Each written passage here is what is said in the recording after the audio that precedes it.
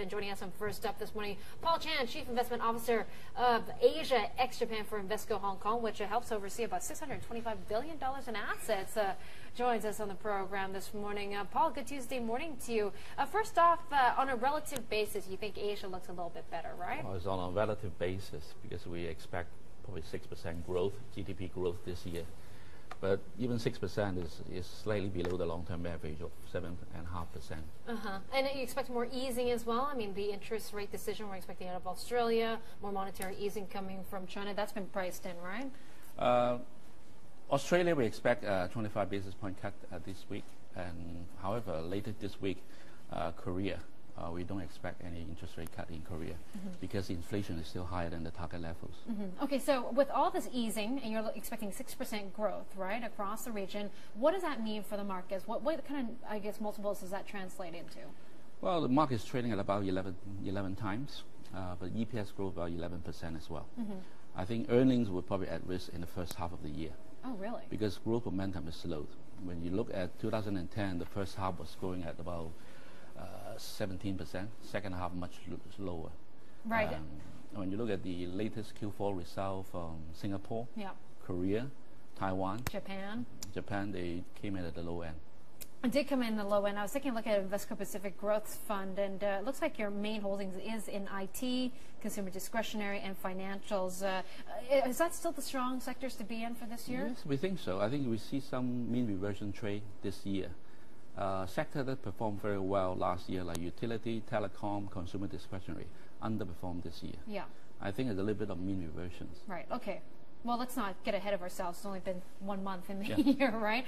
Okay, so what about the advance we've seen in January? I was talking to Russell Investments, the Chief Investment Officer, saying that, basically we've seen all the gains he had expected for this year in the first month. So how does the rest of this year play out? I think the consensus is try to time the market. They expect first quarter GDP result and earning will be disappointing.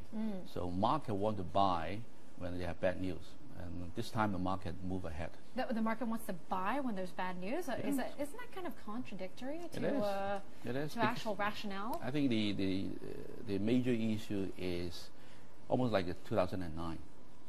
When 2008, when the Fed introduced the TARF program, Troubled Asset Release Program, followed by QE1, the market turned around.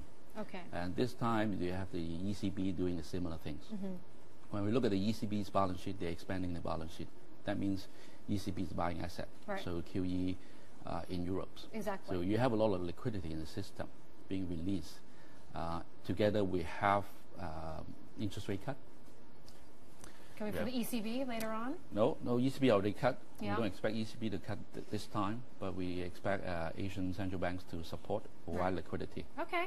Well, what do you think about Europe? You got to talk about Greece as well, because it looks like they're just taking a long time to get this Greek deal through. They need to pay their debts, right? Well, by 20th of March, right? Right. But we always say they expect a deal days away. Right. But that's what they say in January. So I just want to make sure, though, Paul, that this blow-up scenario in Europe, that's already off the table.